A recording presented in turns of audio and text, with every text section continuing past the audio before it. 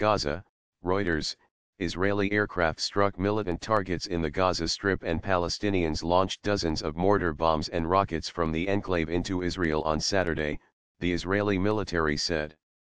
There were no reports of serious casualties on either side of the border in the exchange of fire, which followed a familiar pattern of retaliatory attacks by the Israeli military and Gaza Trademark armed groups.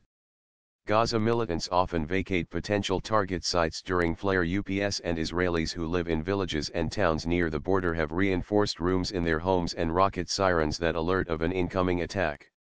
Israeli Trademark's Iron Dome rocket interceptor system often shoots down Gaza projectiles. The military said it struck more than 40 targets within several militant compounds belonging to Hamas, the Islamist group that rules Gaza, in what it described as one of its widest operations since a 2014 Israel-Gaza war. The powerful blasts shook Gaza homes and black plumes of smoke were seen rising from the sites of the explosions.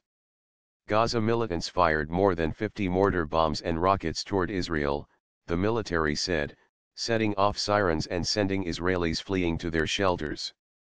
The flare-up began on Friday, when thousands of Palestinians gathered at the Israel-Gaza border area for weekly protests that have now entered their fourth month. Israeli troops shot dead a Palestinian teenager and a second protester died of his wounds on Saturday, Gaza health officials said.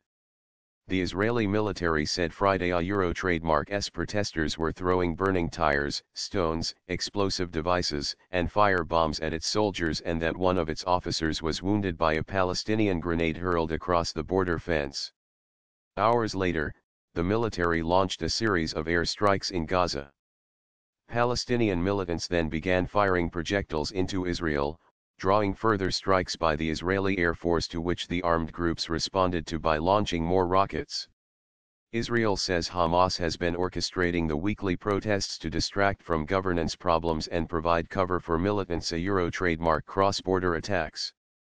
Hamas denies this, and its spokesman Fawzi Barhoum blamed Israel on Saturday for the escalation. The Israeli military said Hamas was responsible for a steady escalation of violence along the frontier. More than 130 Palestinians have been killed by Israeli forces in the protests. There have been no Israeli fatalities during the so-called a Great March of Return demonstrations, but big tracts of Israeli land have been ravaged by fires set by blazing kites or helium balloons carrying burning rags floated over from Gaza.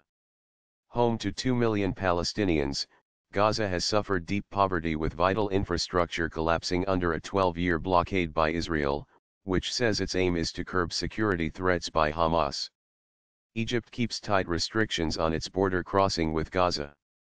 Organizers say the demonstrations aim to press demands such as for a right to lands lost to Israel in the 1948 war of its foundation and for the blockade to ease.